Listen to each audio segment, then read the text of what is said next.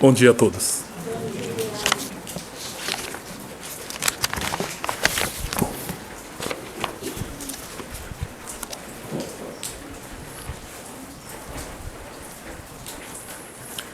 O ensinamento lido hoje, né? Crença e descrença. Ontem, acho que foi ontem, anteontem, nos portais de internet, mostrou uma associação muito interessante, chama ATEA, né? ATEA, Associação dos Ateus e Agnósticos do Brasil. E eles estão atrás de membros, né? Pessoas que entrem nessa causa, né? Principalmente pedindo para que o Estado não interfira, né? Que o Estado seja laico e que não tenha religião nenhuma, né? Então eles fazem propagandas muito fortes, como daquela criança refugiada que morreu afogado e que circulou na internet no mundo inteiro, comovendo o mundo inteiro. Então ele escreve: que Deus cruel é esse, né? Embaixo, em letras grandes.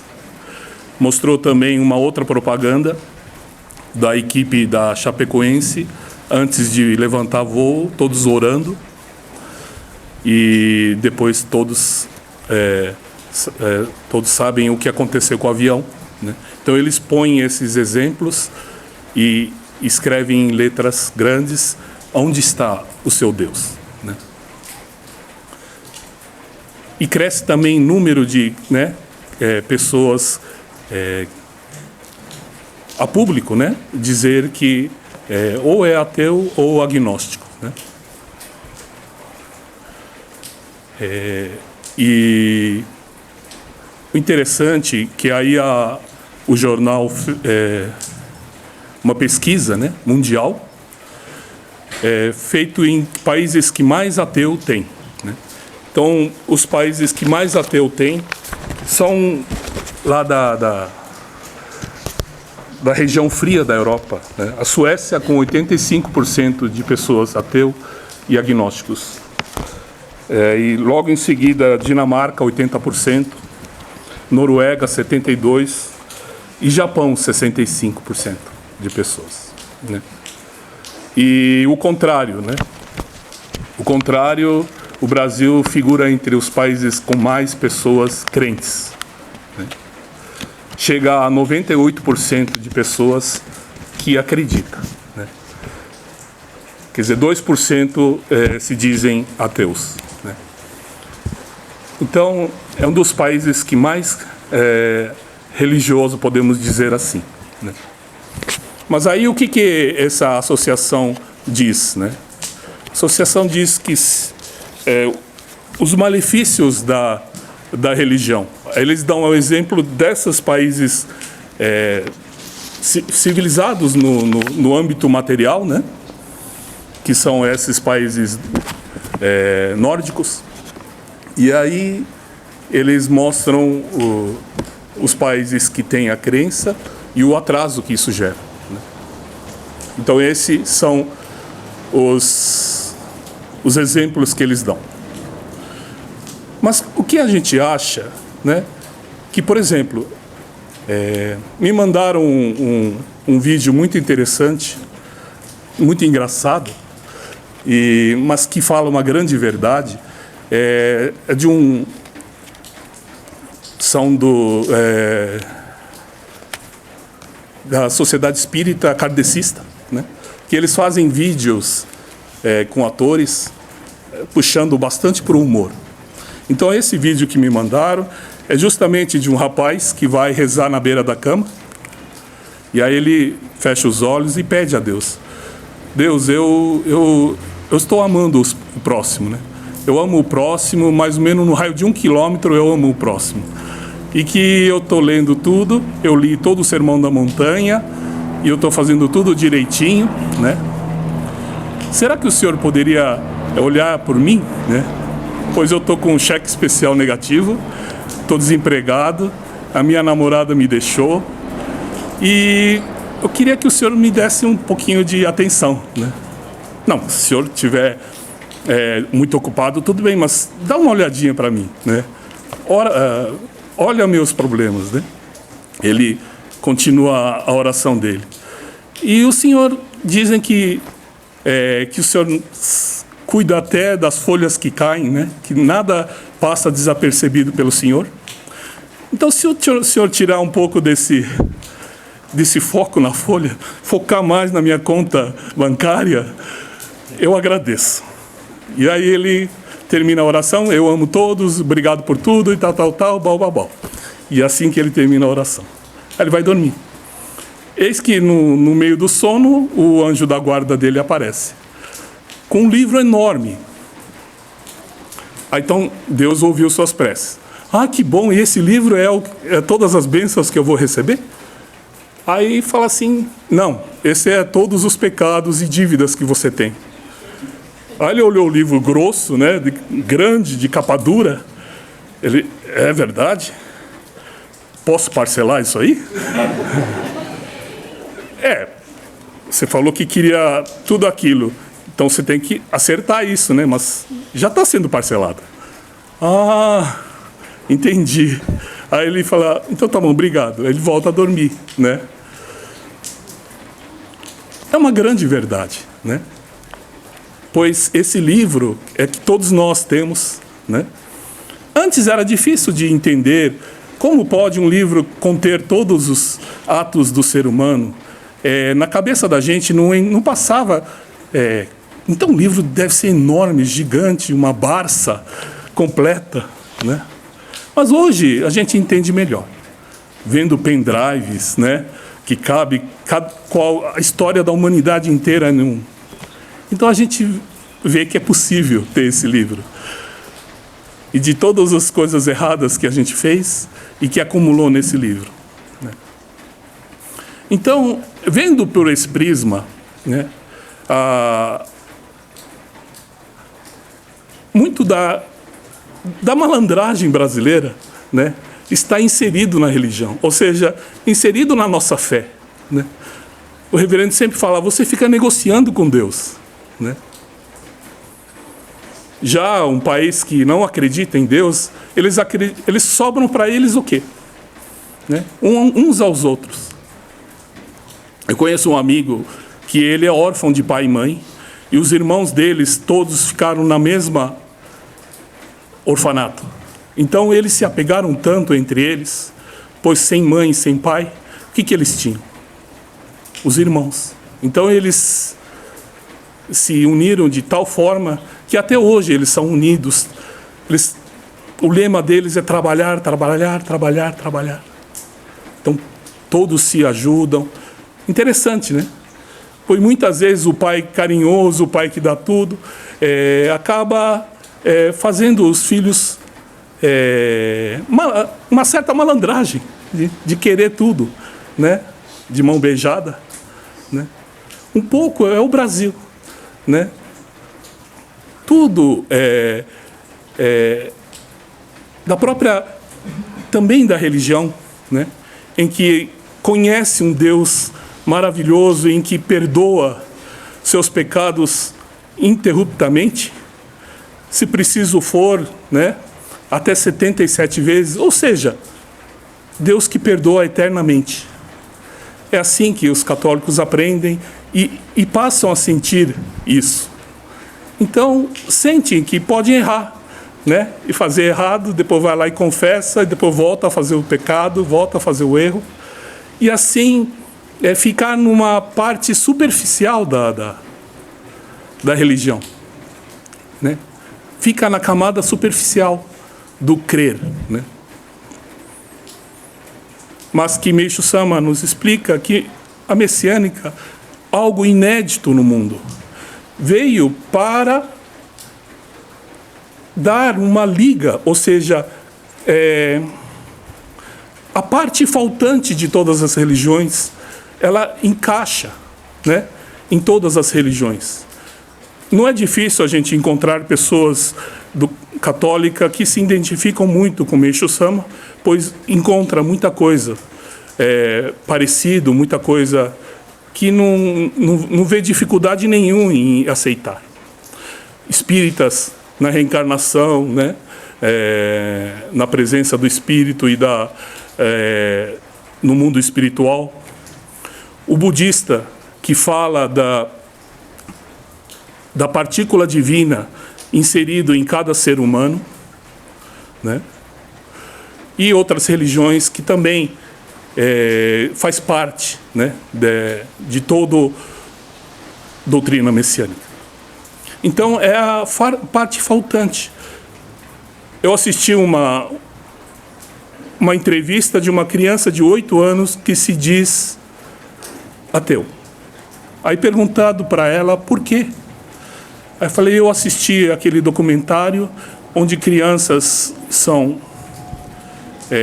vítimas de guerra na Síria, e que crianças que acabavam de nascer, poucos anos de vida, e por quê? Por quê disso? De ter que passar eu aqui, tranquila, e essa criança que nada fez neste mundo, sofrer tanto, né? Então são a não acreditar em outras vidas, a não acreditar nesse livro grosso que a gente falou, né? Fica difícil de entender, né? Mas Meishu Sama, com hábeis palavras, né, colocou tudo, encaixou todas as religiões. Então faz um grande, né, apanhado de tudo, né, tudo que, por exemplo, na católica, a parte da misericórdia, a parte do amor infinito de Deus, tudo isso faz a grande verdade, né, no universo. E que existe o Deus Supremo, o Deus Criador, né? E com isso ele coloca nos ensinamentos de Meishu Sama essa verdade. Já dos budistas, a parte interior, a parte espiritual, principalmente a parte divina de cada um, né, no ser humano. E assim encaixa tudo, né? São pessoas que acreditam no monoteísmo, né, de uma divindade só. Já no Oriente, o politeísmo, diversas divindades sem ter uma divindade única, né, suprema. E aí, na junção, você entende que existe o Supremo e também divindades secundárias, né? Isso, na união das religiões, você acaba entendendo a grande verdade, né? Então, são verdades incontestáveis, né? Então, a messiânica, por exemplo, as pessoas agnósticas são pessoas que não acreditam, mas também não desacreditam. Ou seja, eles querem uma prova viva, né? Prova material.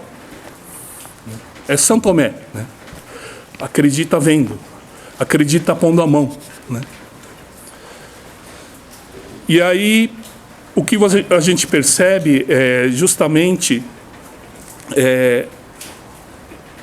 na messiânica, por exemplo, Meishu Sama, quando acabou a Segunda Guerra Mundial, a tropa de ocupação entrou no Japão e, com muito medo de formarem grupos extremistas religiosos, eles foram de religião em religião verificar se tinha ideologia extremista. Então, chegando na messiânica, o que aconteceu foi que esse chefe da tropa de ocupação pediu a Meishu Sama que provasse, que dissesse, que mostrasse a doutrina. Eis que, em vez de Meishu Sama explicar em palavras, ele quis fazer uma demonstração. Colocou uma pessoa num quarto, ministrando Jorei, e a outra em outro quarto, sem a comunicação entre ambos, e que mandava, agora ministra Jorei. Aí levantava a mão e do outro lado do quarto, a pessoa sem saber, começava a bocejar, a ter reações, né, que como a gente tem aqui, né, ao recebermos jorei. E aí terminava o jorei, mandava parar, aí a pessoa parava de bocejar também. Parava de ter reações. Aí o oficial da força de ocupação viu esse fato, falou, realmente existe algo.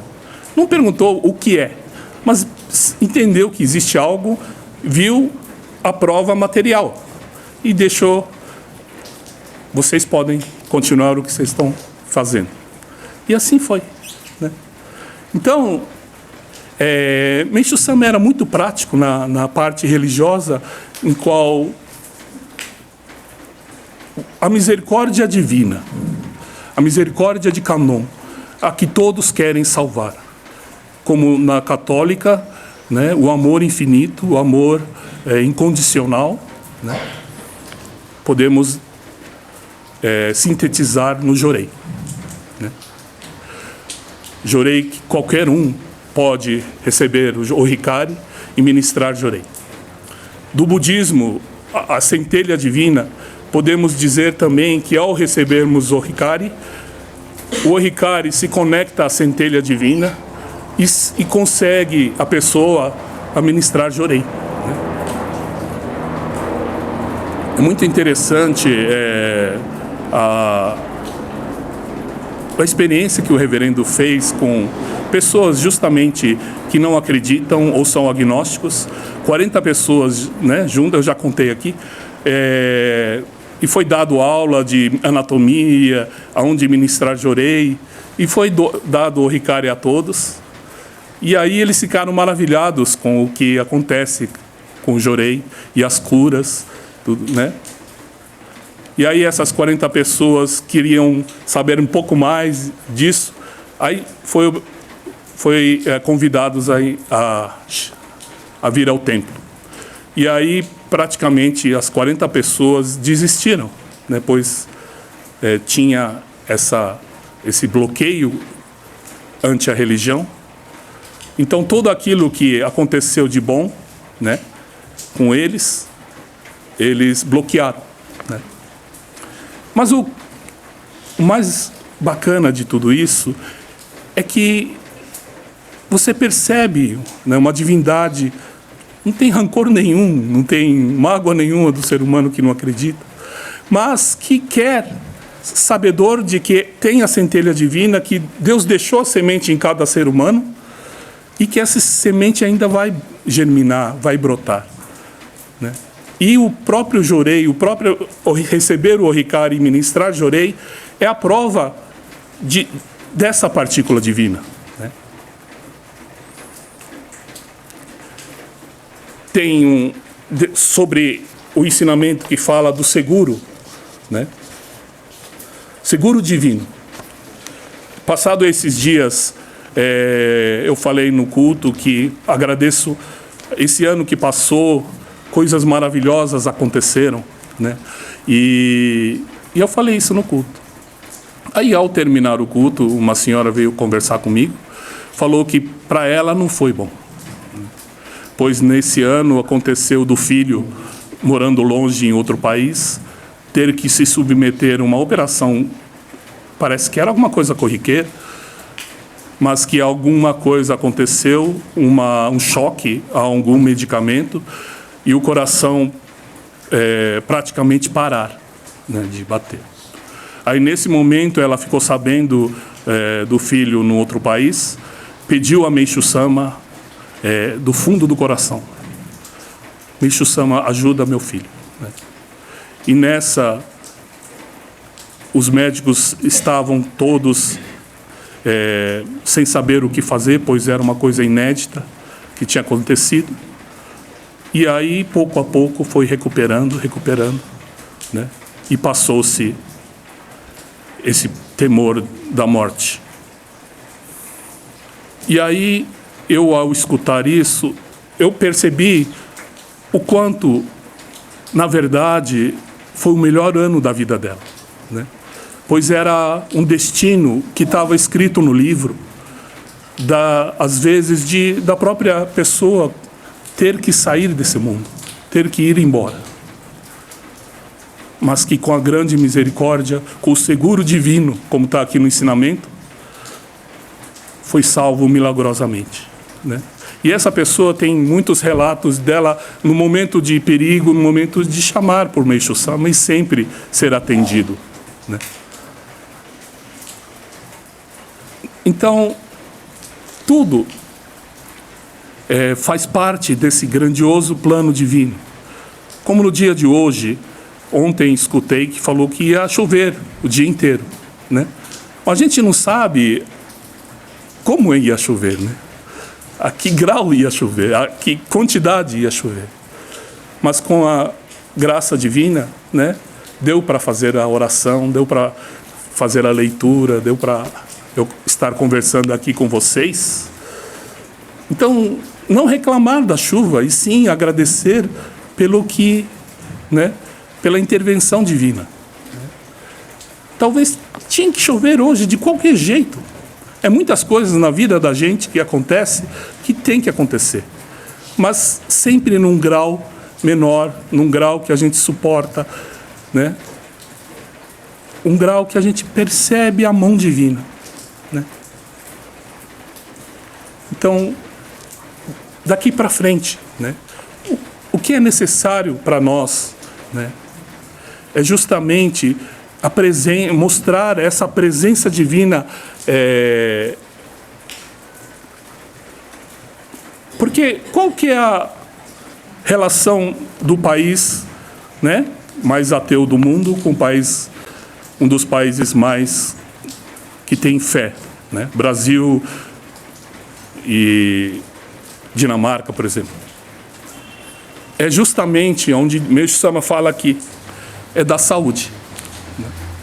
Ambos os países, Brasil pela já bagunça, desvio de dinheiro, verba para a saúde, um caos total. E lá, sem ter o caos, ter o dinheiro, tudo, mas o caos é na própria medicina, né? Não funciona lá, não funciona aqui. Aqui já por natureza não funciona, né? Mas lá, que deveria funcionar, não funciona também. Então, é o que dá mais insegurança ao ser humano. É justamente aonde Meixo Sama coloca aqui, né, como sendo que vai conectar o ser humano, né, que vai mostrar o quanto a nova era está chegando, né. É difícil de entendermos, pois é uma coisa muito inédita, né? A palavra que o reverendo mais gostava, inédito. E sobre algo inédito não dá para tecer nenhum parâmetro, né? Pois é inédito. Então, entendermos o quanto somos agraciados e quanto é importante espalhar isso pelo mundo, né? Pois não é algo que foi feito para apenas meia dúzia de pessoas, e sim uma grande verdade para ser espalhado para o mundo, como o Evangelho, né? Boas novas para a humanidade. E cada vez mais, as palavras de Meixo Sama se atualizam. É como uma incrível força de atualização, sem mudar as palavras, mas cada vez mais atual, né? É isso que a gente percebe. Na época da guerra era uma coisa, mas hoje é muito mais forte, muito mais pessoas que também pensam igual, pensam parecido, pois a própria verdade ou reação do corpo mostra o quanto Meixo Sama estava correto, né? Nunca se pensavam tanto em alimentos naturais. Naquela época a coqueluche era o agrotóxico. Todo mundo impressionado, maravilhado, e todo mundo que falava de agricultura natural era taxado de atrasado. Mas hoje os grandes países cada vez mais investem em agricultura tentando voltar ao que era antes, né? Mesmo a parte de cigarro, né? Era quem não fumava que era o estranho, né? A televisão maciçamente, o cinema, tudo, as pessoas bonitas, tudo fumando, e aquilo era a grande verdade da época. Hoje é totalmente marginalizado, né? As pessoas que ainda fumam, e é a própria evolução do ser humano, né? Estamos vendo um mundo cada vez mais para a globalização, né? Tentando, com a internet, unificar as ideias, unificar o mundo, né? Unificar que o ser humano é um só, né?